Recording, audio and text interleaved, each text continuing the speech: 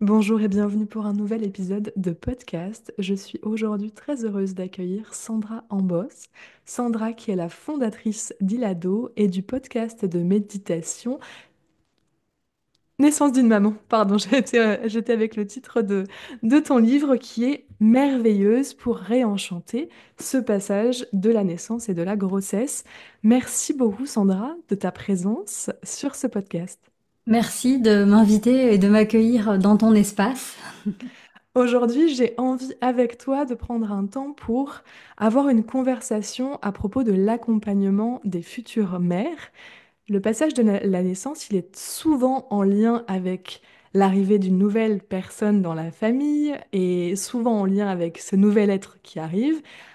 Et parfois, on en oublie un peu les mamans qui vivent une période de grande transformation et qui vivent aussi un bouleversement de leur vie à travers la naissance d'elle dans la posture et dans le rôle de maman. Tu m'as offert il y a quelques mois maintenant l'ouvrage que tu avais écrit, que j'ai adoré. J'ai beaucoup apprécié le soin et la présence que j'ai pu ressentir à travers ne serait-ce que l'envoi de ce livre que tu m'avais fait parvenir et aussi de la qualité de ce que je ressens. Il y a beaucoup de douceur, beaucoup de beauté et d'harmonie. Et je suis convaincue que ça va pouvoir s'infuser tranquillement dans les ondes de cette conversation. Est-ce que tu serais d'accord, Sandra, pour te présenter? Avec joie. Comme tu l'as dit, aujourd'hui, j'œuvre pour le bien-être des mamans. Je sens que c'est pour moi une vocation, si on peut dire, et que c'est la raison pour laquelle je suis là. Mais avant ça, je peux te dire que je viens d'une famille nombreuse. On était 4 enfants. J'ai eu une mère très bienveillante, très généreuse, dévouée à ses enfants. Je pense que elle m'a donné une définition de la maternité qui est précieuse et que je porte en moi aujourd'hui. Euh, j'ai fait des études de commerce et je me suis retrouvée à travailler chez L'Oréal en tant que directrice marketing. Et c'est au moment où j'ai souhaité moi-même devenir mère que j'ai ressenti un conflit entre la maman que j'avais envie d'être aussi, du fait de ce que m'avait apporté ma propre mère et de cette image que j'avais de la maternité, et ce que je voyais autour de moi chez L'Oréal, ces mamans très fières d'avoir des super nounous, de les emmener en vacances avec elles, de rentrer à la maison avec des enfants déjà douchés, qui avaient déjà mangé, il fallait plus que les coucher et c'était génial. Et en fait, je pense à cause de ce conflit de vision et de projection, j'ai pas réussi à tomber enceinte tout de suite. Ça a mis plus d'1 an. Et je sentais que j'avais cette capacité de porter la vie. J'avais pas vraiment de doute sur ma capacité physique à le faire parce que je suis d'une famille nombreuse. Les frères et sœurs de ma mère ont eux aussi beaucoup d'enfants. Ma mamie avait 15 petits-enfants. Donc j'avais l'impression que dans ma lignée de femmes, je portais cette capacité-là à tomber enceinte facilement, mais qu'il y avait un blocage. Donc, je me suis fait accompagner sur un plan plutôt psycho-émotionnel et on a identifié ce conflit-là, presque d'identité, entre la personne que j'étais. Voilà, je vivais ma vie un peu en pilote automatique, à cocher toutes les cases. Et dans un côté de performance, de réussite professionnelle, sociale, et ce que me demandait finalement mon rôle de maman. Et donc, tout en étant chez L'Oréal, j'ai déposé les statuts de ma société, parce que j'ai décidé du coup de trouver ma liberté de mère à travers l'entrepreneuriat. Et la semaine où j'ai déposé les statuts, je suis tombée enceinte de ma fille. Et c'est après mon accouchement, qui a été un accouchement beau, mais qui est pas forcément, qui a été un accouchement difficile, ou en tout cas très plein de défis pour moi.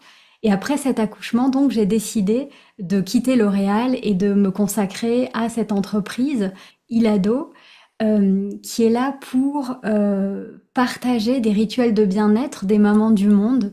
Donc à travers Ilado, j'ai aussi, je ne l'ai pas précisé, mais j'ai vécu en Afrique quand j'étais enfant.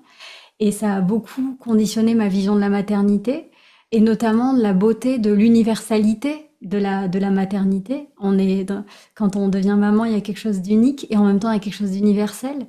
Et j'avais envie d'aller recueillir ces traditions, ces rituels ancestraux, et de les faire découvrir aux mamans d'aujourd'hui à travers Ilado.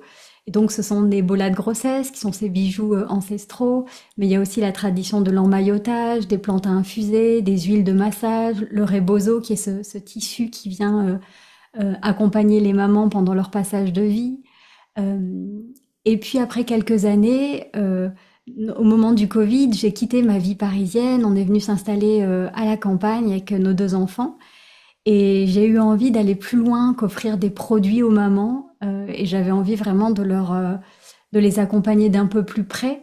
Et donc j'ai lancé mon podcast Naissance d'une maman, qui était un projet un peu de week-end et de soirée, et qui est finalement devenu la moitié de ma vie professionnelle. Aujourd'hui, Naissance d'une maman, je pense cette année on sera à 1 million d'écoutes, et c'est pas du tout comme ça que je l'avais envisagé.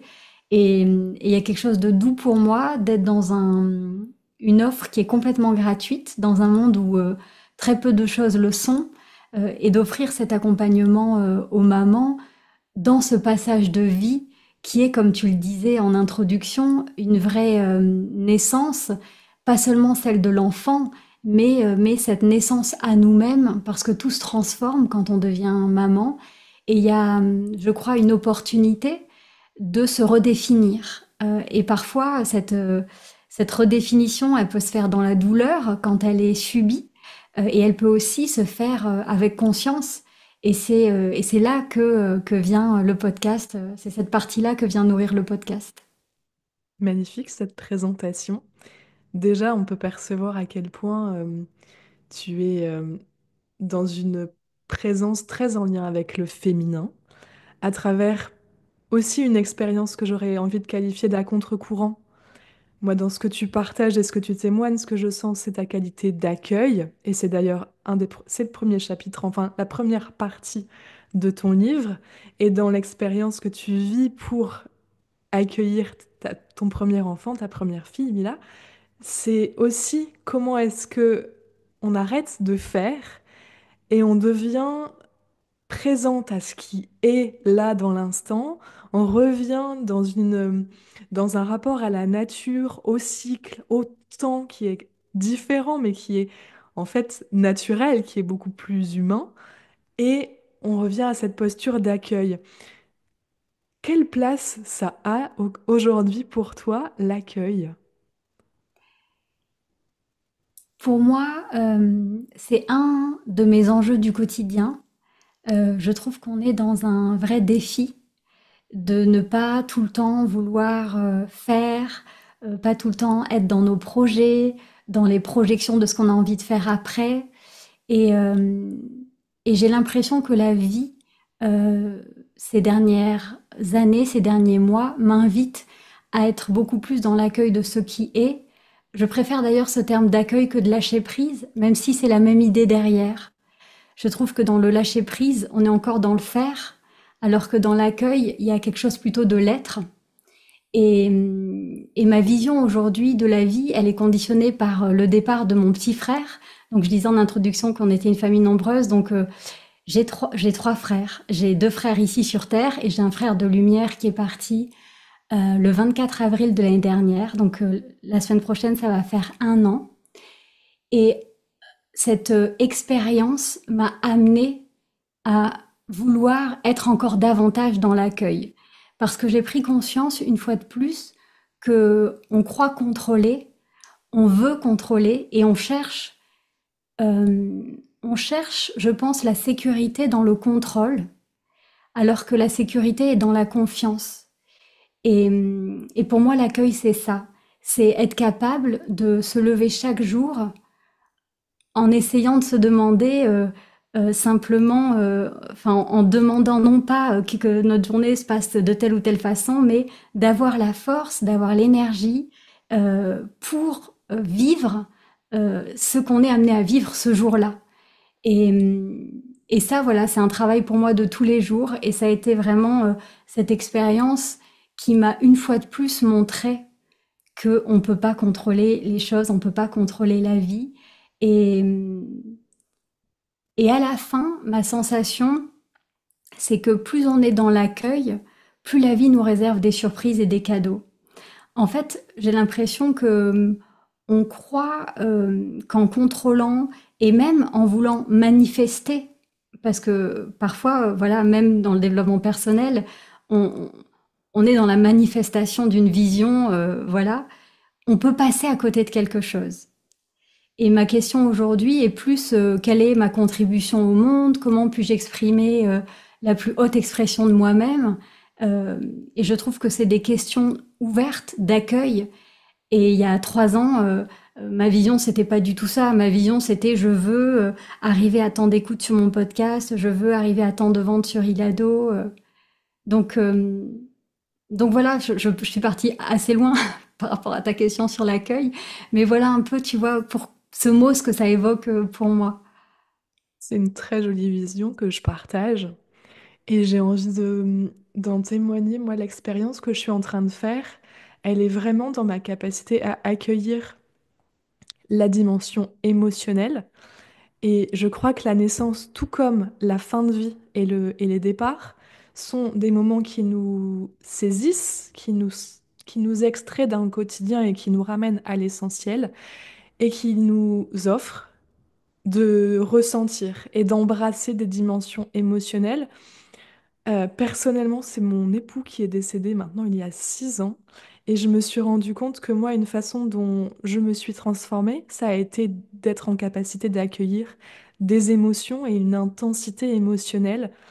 Et je pense que je mesurais pas à l'époque à quel point ça allait m'amener à accueillir tout de la vie, toutes ses couleurs, toutes ses facettes, toutes ses expériences. Et de plus en plus, aujourd'hui, je crois qu'il n'est pas tant question de faire que de se laisser traverser et accueillir et d'avoir cette curiosité, cette ouverture, cet émerveillement pour ce qu'est la vie et ce qu'elle a à offrir en permanence. Je suis très heureuse que cette question se soit invitée parce qu'elle n'était pas programmée et je trouve que ta réponse est lumineuse, elle est pleine de douceur et de grâce et c'est un grand plaisir que d'avoir cet échange avec toi à ce propos. Aujourd'hui, tu es ancré, stable, dans une situation professionnelle bien installée, avec une vie de famille. Est-ce qu'on pourrait revenir sur le moment où tu apprends que tu es enceinte? Qu'est-ce que tu aurais envie de partager? Quelle est la conversation que tu aurais pu avoir avec cette femme que tu étais pour l'accompagner?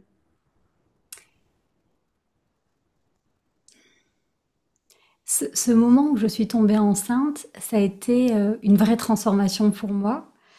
Euh, Comme si pour la première fois, j'acceptais en fait de me mettre au centre de ma vie et de plus être la figurante d'une vie décidée par le regard de la société, par le regard de mon employeur, par le regard même d'une certaine façon de mes parents et de ce qu'on pouvait attendre de moi. Euh, Aujourd'hui, si je devais lui parler, je lui dirais c'est que le début, cocotte. Parce que ça a été vraiment, une graine a été plantée à ce moment-là. Et je suis toujours aujourd'hui en train d'en récolter les fruits et de nourrir cet arbre. Et, euh, et pour moi, c'est ça la beauté, je trouve, de la grossesse et de l'accueil d'un enfant. Euh, on se place au centre parce qu'on a ce bébé en nous. Euh, et du coup, ça nous ramène un peu à un essentiel. Et ça nous ramène en fait à toutes les grandes questions. Tu parlais tout à l'heure d'accueil, on a parlé un peu de cette idée de se laisser traverser, de faire confiance. Et en fait, la grossesse et l'accouchement, c'est comme une formation accélérée sur tout ça. On prend conscience aussi de l'importance du soin au corps, parce que tant que le corps va bien, on a plein de problèmes. Et puis le jour où on a un problème physique, on n'en a plus qu'un. Tout le reste devient complètement secondaire. Et donc c'est le moment, moi, où j'ai vraiment pris conscience de l'importance de mon corps. Et tu vois, j'avais toujours voulu contrôler mon corps. Je pense que j'ai passé mon adolescence au régime. J'étais chez L'Oréal sur des talons de 12. Enfin, et d'un coup, tout ça me paraissait tellement à côté de cet essentiel où j'avais envie de confort, j'avais envie de bien manger. J'ai découvert le yoga prénatal. C'est le moment où j'ai découvert la méditation. Euh, Donc tout ça, c'est mis en place. Ma vision s'est vraiment transformée à ce moment-là, quand je suis vraiment tombée enceinte. Et, euh, et puis l'accouchement, c'est aussi ça, hein, c'est se laisser traverser, c'est laisser la vie vouloir à travers nous. Et je pense que c'est une expérience spirituelle aussi, l'accouchement, tout comme l'accueil d'une petite âme sur Terre. Et tu parlais tout à l'heure du fait que, en effet, euh, en, quand on traverse cette expérience du deuil, ça nous ouvre. Et moi, je dirais que ça m'a ouvert à la vie après la vie, mais ça m'a aussi ouvert à la vie avant la vie. Et aujourd'hui, je regarde vraiment la naissance et l'accueil d'une grossesse très différemment, parce que je me sens très en lien encore avec mon frère. J'ai vraiment pris conscience que la vie ne s'oppose pas à la mort. En fait, la vie s'oppose à la mort quand on se place du point de vue du corps, mais si on se place du point de vue de l'âme, c'est la naissance et la mort qui s'opposent, qui sont des passages et des transformations d'état, des changements d'état. Euh, et du coup, aujourd'hui, il y a tout un nouveau pan qui me passionne. C'est cette idée justement de tisser un lien avec l'âme avant sa naissance et d'accueillir non pas un bébé qu'on considère comme un être vierge de tout, qu'on pourrait peut-être façonner, mais d'accueillir un être vivant pour ce qu'il est. C'est un être complet, un être conscient, un être sensible, avec déjà des couleurs, des mémoires, des espoirs, des rêves, des peurs, et, et tout ce pan-là, et je trouve euh, très intéressant, et ça bouge beaucoup. Il y a un livre qui vient de sortir chez Larousse par Claire Thomas, qui est spécialisé sur justement la communication avec les âmes avant la vie, et pas comme certains médiums, les âmes après la vie. Et le fait que ce livre, par exemple, soit sorti chez Larousse, ça montre à quel point ça bouge. Et je crois qu'on nous demande beaucoup aujourd'hui de nous ouvrir à toute cette dimension-là. Je trouve ça extraordinaire parce que juste avant de te recevoir, j'ai ressenti la guidance, moi, d'aller me connecter via une des méditations que tu offres sur ton podcast à l'âme de mon bébé. Je ne suis pas enceinte, mais je sens qu'il y a une âme qui est prête à s'incarner depuis un temps. Et j'ai profité de cet espace, de ta voix, de ta présence, de ce canal pour aller simplement me relier à elle dans un lien d'amour. Et je trouve ton partage extraordinaire parce qu'aujourd'hui, je parle avec toi de la naissance, de ce passage, de ce temps, pour moi qui est toujours un espace de transformation qui nous ouvre et qui nous invite à embrasser encore un peu plus les êtres que nous sommes, tout comme celui de la mort. Et hier, j'étais en conversation et là, j'avais une conversation justement avec ma tante qui, elle, était décédée. Enfin, je trouve que dans ce moment actuel de l'humanité, de là où on se trouve, il nous est proposé de nous ouvrir au fait que notre expérience terrestre est un tiré entre deux expériences qui sont en permanence reliées, qui est celle de notre âme. Et il y a vraiment quelque chose qui n'est plus en lien avec la séparation, plus en lien avec l'illusion de se couper et qu'il y ait une fin, mais vraiment un prolongement. Et aujourd'hui, une invitation à incarner et à être dans la matière, à profiter de nos sens, à profiter de l'espace, de la reliance entre les personnes, entre les expériences et à s'accompagner. Je crois que c'est l'essence de ce qu'on est amené à vivre, vraiment se soutenir et se supporter les uns et les autres pour rayonner ce que nous sommes. Et à travers ta vocation, je trouve que c'est beau et c'est puissant d'accompagner les mères à se souvenir aussi de qui elles sont. Et lorsque tu prends soin d'elles, tu leur permets aussi de prendre soin de leurs enfants avec une autre posture, avec une autre ouverture et beaucoup d'espace. Plus depuis un espace sacrificiel, mais vraiment depuis un don. Tu parles beaucoup d'amour inconditionnel et en ça, je voulais prendre un temps pour te remercier de ce que tu offres. Merci. Et je me réjouis de savoir que cette petite âme est autour de toi. Et on dit en effet qu'elles sont là, qu'elles observent, qu'elles sont là pour essayer de comprendre un peu mieux ce monde, parce que peut-être qu'elle a eu d'autres vies dans des temporalités différentes, comprendre parfois une langue, comprendre ce parent qu'on a choisi et qui nous a choisi.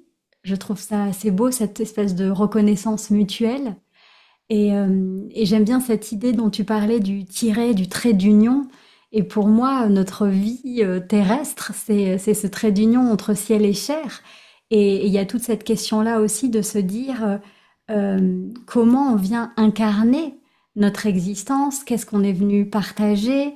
Et c'est beau, je trouve, d'envisager l'accueil d'un enfant de cette façon-là, parce que ça nous rend plus humbles aussi en tant que parents, puisqu'on est là pour essayer de les guider, de les accompagner à se découvrir et à découvrir justement quelle est la note de musique qu'ils sont venus jouer dans le monde, quelle est cette couleur qu'ils sont venus exprimer sur ce tableau vivant dans lequel on est. Et, et je pense que une des raisons pour laquelle j'ai souhaité créer ce podcast, c'était bien sûr pour accompagner les mamans, mais aussi pour accompagner ces petites âmes. Tu vois, j'ai l'impression que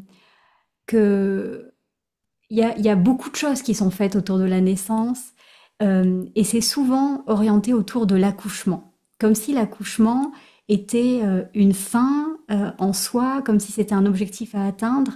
Et il y a cette citation qui dit la naissance est bien plus qu'un accouchement réussi. Et ça, c'est. Il y a aussi Frédéric Leboyer qui dit que ce n'est pas seulement la femme qui accouche, c'est aussi l'enfant qui naît. Et j'avais envie, tu vois, de mettre la lumière sur l'accueil de l'âme plutôt que sur la performance de l'accouchement. Et c'est pour ça que dans le livre, je prône pas forcément même l'accouchement physiologique, ou on n'a pas l'accouchement dont on a envie, on a l'accouchement dont on a besoin, comme beaucoup, enfin c'est une expérience qu'on partage un peu tous les jours. Et je trouve ça beau d'envisager l'accouchement comme une rencontre entre deux âmes qui ont chacun un projet. Et le chemin que l'enfant choisira pour venir au monde, c'est aussi le chemin qu'il a choisi en fait. Et que voilà, il y a ce qu'on souhaite, il y a ce projet de naissance qui nous aide à avoir une énorme confiance le jour de la naissance, qui est une manière aussi, je crois, de préparer son corps, son mental et aussi son bébé. Et après, il y a ce que la vie nous propose. Et naissance d'une maman, c'est ça, c'est essayer de mettre un peu de confiance, de douceur et d'amour sur le chemin, quel qu'il soit. C'est très beau. J'ai envie de revenir sur l'expérience que moi j'ai vécue avec ton livre. Un livre, un très bel ouvrage d'ailleurs. Je trouve que tu apportes beaucoup de soins. Il y a beaucoup de délicatesse, beaucoup de douceur simplement dans le fait de le feuilleter, de le découvrir. C'est un ouvrage qui mêle et ta voix et l'écrit, qui mêle aussi ce que moi je pourrais en sortir, c'est vraiment une main tendue, un accompagnement. Il ne s'agit pas de d'amener beaucoup d'informations scientifiques. Il y a énormément de contenu aujourd'hui et de ressources qui existent. C'est pas le parti que tu prends. Toi, il est vraiment d'accompagner pas à pas, de ramener de l'espace, du temps dans un processus qui est long et dans un cheminement. Et ce que je peux ressentir aussi à travers ce que tu partages, ce n'est pas tant l'accouchement, effectivement, qui est beau, c'est vraiment tout le cheminement et toute l'expérience qui se vit et qui se tisse jour après jour de soi à soi et de soi à son bébé. Est-ce que tu pourrais nous partager ce que c'est venu accompagner chez toi que l'écriture de ce livre? Je pense en particulier au niveau peut-être thérapeutique, au niveau soutien, support. C'est quoi votre histoire à tous les deux? J'ai toujours aimé écrire. Quand j'étais petite, j'avais un journal intime et l'écriture a toujours joué un rôle pour moi thérapeutique, je pense. J'ai tenu mon journal du CP presque au lycée et j'avais envie d'écrire. Voilà, c'était le plaisir d'écrire. Et, et un jour, j'ai découvert l'écriture intuitive et c'est devenu pour moi le prolongement de mes méditations. C'est-à-dire que quand je médite, de temps en temps, je fais suivre ma méditation d'un temps d'écriture où j'écris juste ce qui est là. Et je suis souvent surprise de voir que ça vient pas du mental, qu'il y a comme après une méditation une capacité d'écrire du cœur à la main sans passer par la tête. Et Et je me suis rendu compte que j'écrivais à travers le podcast, mais que j'avais envie d'aller plus loin parce que dans le podcast, il y a ce côté un peu catalogue où les mamans viennent picorer et choisir l'épisode dont elles ont besoin. Et comme tu dis, tu as parlé de la main tendue, j'ai eu envie de faire ça. J'ai eu envie de dire aux mamans, voilà, d'ailleurs c'est un livre que j'ai écrit au-dessus parce que je voulais volontairement qu'il y ait cette proximité. C'est pas un livre écrit par une sage-femme ou un spécialiste, c'est un livre écrit par une femme, par une sœur, par une mère, par une maman. Et c'est tout ça que j'ai voulu mettre dedans. Et, et donc c'est un livre qui te prend par la main et qui t'accompagne dans toutes ces étapes émotionnelles qui sont négligées pendant ta grossesse, parce que dans la société actuelle, on est patient. On est, quand on devient enceinte, on est, euh, on est dans un environnement médical qui fait de nous un patient, et on a des rendez-vous médicaux avec des personnes qui viennent vérifier que tout va bien sur un plan purement physique. Et ça bouge beaucoup. Maintenant, on peut se faire accompagner par des doulas. Il y a énormément de choses qui sont proposées, mais souvent des choses qui sont proposées autour de l'accouchement, de l'hypnonaissance. Euh, et j'avais envie d'accompagner l'état émotionnel des femmes pendant ce parcours-là, à la fois pour qu'elles se sentent mieux en elles, pour qu'elles puissent aussi tisser un lien avec leur bébé, parce que moins on est stressé, inquiète, moins on doute.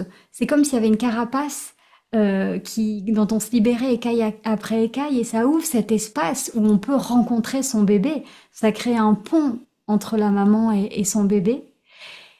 Et aussi derrière, il y a cette idée-là de s'ouvrir à plus grand que soi. Quand on devient enceinte, on se fait tunnel. On devient le tunnel entre le ciel et la chair, justement. Et, euh, et si on s'ouvre à ce moment-là, c'est énorme l'évolution qu'on peut vivre ou la transformation intérieure qu'on peut vivre. On a une capacité en vrai à entendre notre enfant nous parler alors qu'il est encore dans notre ventre. On a une capacité à utiliser les rêves aussi de manière beaucoup plus riche. Et tout ce qu'on découvre de soi pendant la grossesse et le jour de l'accouchement, c'est un cadeau pour toute la vie. Je suis très heureuse d'avoir choisi cette incarnation de femme parce que je me rends compte que c'est un énorme cadeau en fait de pouvoir vivre cet état de grossesse et ce passage de la naissance. Et c'est ça que j'avais envie de faire à travers ce livre, c'est considérer qu'elles sont sur un chemin et j'avais envie de parsemer ce chemin de fleurs. Et ça veut pas dire que c'est tous les jours facile. C'est pas tout rose la grossesse. C'est j'aime bien l'idée de défi. C'est vraiment un défi. Mais c'est dans le défi qu'on se découvre aussi une force insoupçonnée et une capacité qu'on pensait pas avoir. Et parfois juste la force d'oser demander de l'aide. La force, ça veut pas dire y arriver toute seule. Et, et voilà, je pense que la grossesse et l'accouchement, c'est un cadeau de transformation pour les femmes. Et, et j'avais envie, voilà, de les prendre par la main, de les accompagner. Et quand j'ai écrit ce livre, je me suis dit, je l'écris comme si j'écrivais à ma fille.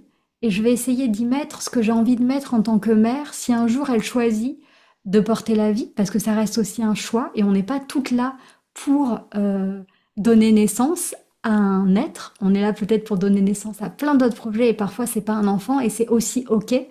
Mais voilà ce que j'ai voulu mettre dans ce livre. Je trouve que ça se ressent beaucoup et moi l'expérience que j'ai vécue avec lui, l'image que j'en avais, c'est j'avais la sensation d'avoir des bulles d'espace, des bulles de moi à moi. Et moi, donc, j'ai une expérience singulière parce que je ne suis pas enceinte quand je lis et quand je découvre ton contenu. Et pour autant, quelque part, je fais des liens, des ponts entre des expériences ou des projets que je mène sur d'autres plans. Et vraiment, ce sont des espaces. Je trouve qu'il y a quelque chose de la notion du temps, de la temporalité qui s'expanse et qui m'invite au contact de ce que je suis aussi et de me reconnecter au corps, de me reconnecter au souffle, à la respiration, aux émotions et d'effectuer, tu proposes des rituels, en tout cas t'as des propositions pour ancrer ce qui se passe et ce qui se joue quelque part dans les méditations qui sont en lien avec les écrits. Qu'est-ce que tu pourrais dire des rituels? Enfin, comment tu définirais ce qu'est un rituel? Pour moi, un rituel, c'est un espace, tu parlais de ce mot d'espace, c'est un espace de soi à soi. Et en fait, je crois que le corps et l'âme aiment beaucoup les rituels. Parce que, par définition, quand on est dans un rituel, le mental s'efface. Puisqu'il y a comme cette évidence de c'est un rituel, c'est le moment de, et le mental n'a pas sa place. On est dans un moment de corps et d'âme où le mental s'efface un petit peu. C'est ce que j'aime dans l'idée du rituel. Et en effet, je propose, à côté des méditations, des rituels d'écriture qui sont très courts euh, et qui sont une invitation à exprimer. Dans la méditation, on est dans une intériorité, on ressent, et parfois on a besoin de faire sortir et de rendre incarné des émotions, des sensations, des sentiments qu'on peut avoir. euh, et des rituels, je les ai voulu assez variés. Moi, j'ai écrit pendant ma grossesse, j'écrivais à mon bébé. Donc je lui écrivais une lettre toutes les semaines pour lui parler de mes états d'âme et aussi pour me relier à ce bébé. Et j'ai trouvé que c'était assez puissant en fait. C'est comme une manière de s'offrir un espace. Et dans ce livre, donc on peut, en fonction des méditations, écrire à son corps, écrire à celle qui a déjà accouché, écrire à son bébé, écrire à sa maman, ou parce qu'il y a tout un pan qui s'ouvre aussi autour de la lignée de femmes, pas forcément des textes qui ont vocation à être lus, mais c'est juste cette idée d'exprimer, euh, c'est-à-dire d'extérioriser, de faire exister au monde tout ce qu'on a à l'intérieur. Oui, définitivement de rendre dans la matière, de prolonger ce moment suspendu en lien avec soi dans une forme d'éther, dans une forme d'émotionnel, d'énergétique, et de le rendre concret et de le ramener dans la matière. Je trouve ça vraiment précieux de prendre ces instants-là pour aller au bout d'un processus et de rendre les choses tangibles, et puis de se laisser imprégner aussi par l'inspiration, par les élans qui peuvent se produire dans ces moments justement où il n'a pas de course à faire, mais juste une invitation à être en présence de soi et à l'autre. Vraiment, c'est un très très bel ouvrage. Je découvre, moi, une facette de l'expression de toi aussi, parce que quelque part, à travers ta vocation, tu utilises ta voix, tu utilises tes mots, tu utilises un support écrit, un support audio, et puis on te sent investi dans l'expression de ton message et de ta mission d'âme ou de ta vocation. Pour les femmes et pour les mamans.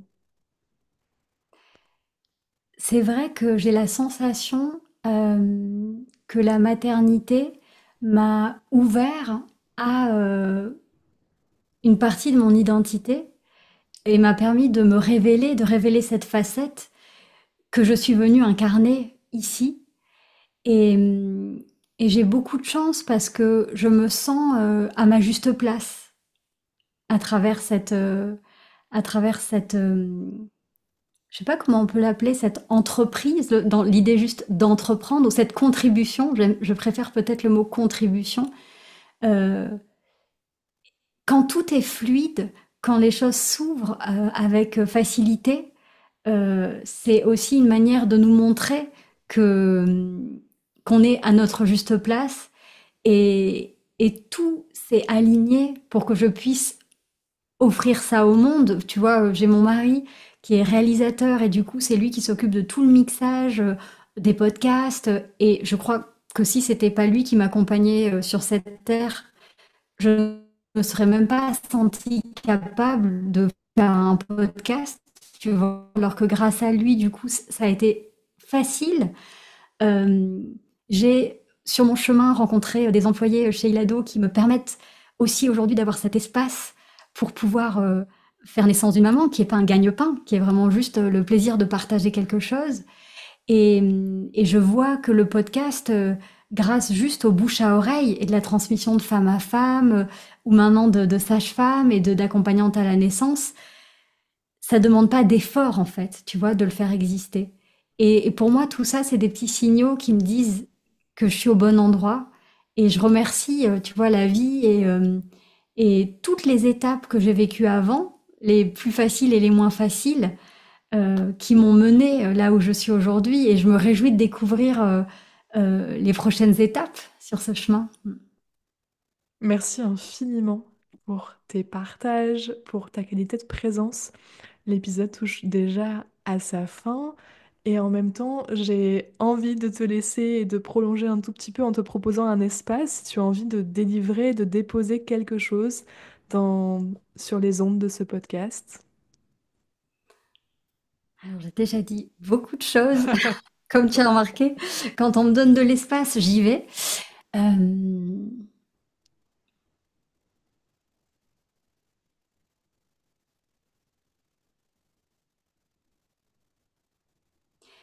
En fait, habituellement, ce que j'aurais dit, ce que j'ai toujours dit, c'est la raison pour laquelle j'ai appelé ce livre Merveilleuse, c'est que pour toutes les mamans qui nous écoutent, sachez que votre bébé vous a choisi pour qui vous êtes.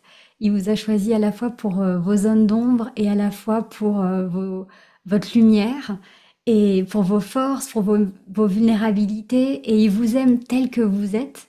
Et vous êtes merveilleuse par définition pour votre bébé. Vous n'avez pas besoin d'être parfaite pour être merveilleuse.